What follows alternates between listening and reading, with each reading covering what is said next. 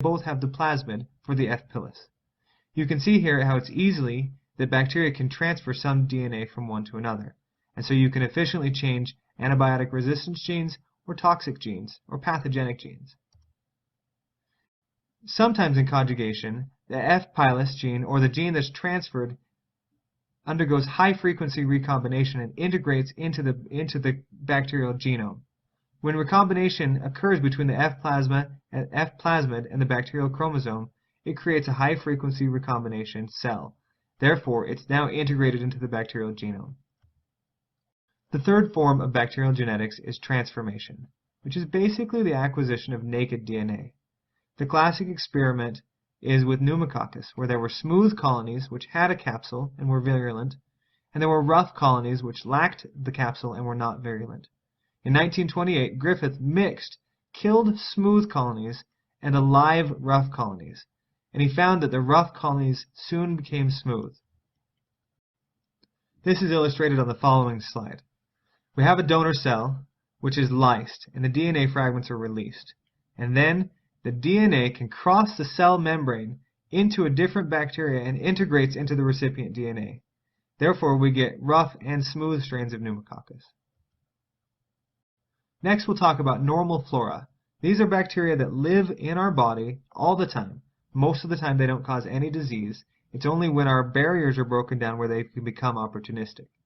On the skin, the biggest offender is Staphylococcus epidermidis. Other less important organisms include Staph aureus, Corynebacterium, and various Streptococcus and anaerobic species, and some yeast. In the nose is a major reservoir for Staph aureus, and so your MRSA people are going to swab your nose to see if you have any MRSA in your nose growing there, not causing problems. Other less important organisms include Staph epidermidis, Corynebacteria, and various Streptococci. In the mouth you'll have Viridin strep. You'll also find other Streptococci, Staph aureus, and Klebsiella. In a dental plaque you'll frequently talk about Streptococcus mutans. Gingival crevices are known to hide various anaerobes like Bacteroides, Fusobacterium, Streptococci, and Actinomyces. And in the stomach you'll see Lactobacillus and Helicobacter pylori. Moving on to different parts of the body, the throat is the normal flora for Viridin streptococci. Less important organisms include various other streptococci like Strep pyogenes and pneumococcus. The Neisseria species live in the throat, Haemophilus influenza, and Staph epidermidis.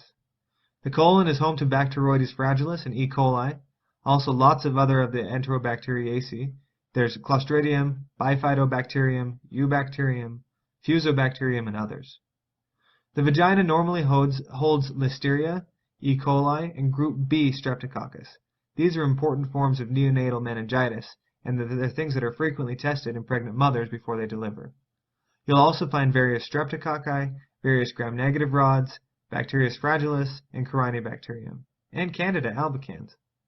The urethra usually is sterile, but you can find Staph epidermidis, Corynebacterium, and various Streptococci occasionally.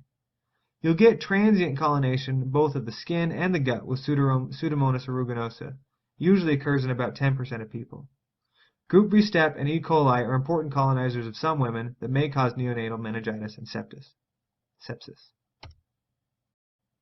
Let's handle a question. An 18-year-old male presents with complaints of dysuria and a purulent discharge from his urethra.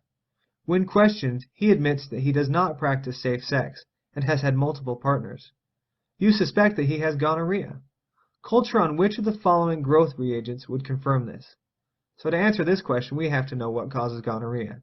We know that it's Neisseria gonorrhea, and we know that if we have Neisseria from a complicated or a complex specimen like from the urethra, you're going to have lots of other bacteria there.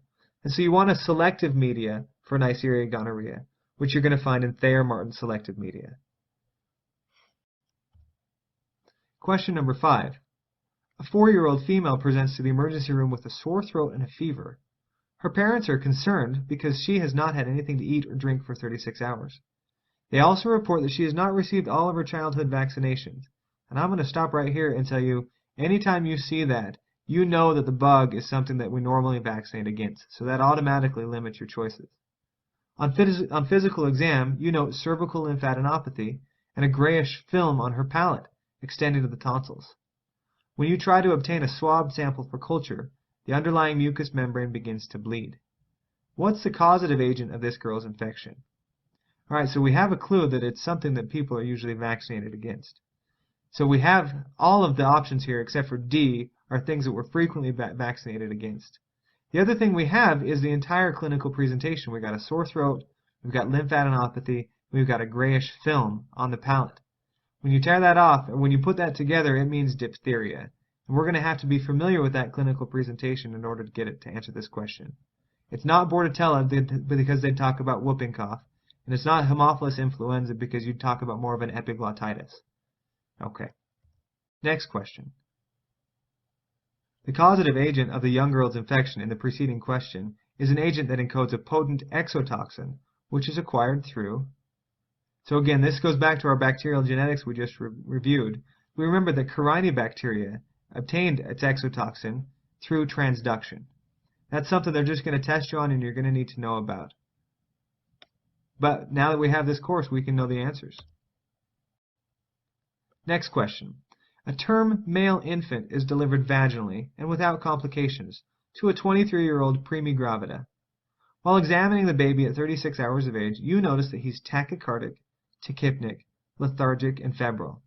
The mother informs you that he has not been feeding well and becomes irritable when touched. Analysis of CSF fluid reveals elevated white blood cells and protein. The most likely organism is. So now we've got a newborn who apparently has neonatal meningitis. He's only 36 hours old, and he's irritable when you touch him, and he's not feeding, and so we know something serious is going on. We suspect that they probably got it from his mother because he hasn't been up to any trouble in his 36 hours of age. So we think about common, normal flora of the vagina, and that's going to lead you to group B streptococcus. Let's recap Module 2. We talked about the growth cycle, the lag phase, the log phase, and the death phase. You'll need to be familiar with that as it's frequently tested on Step 1. We also talked about classifying organisms based on their utilization of oxygen, and that's important to know which bacteria go into which section.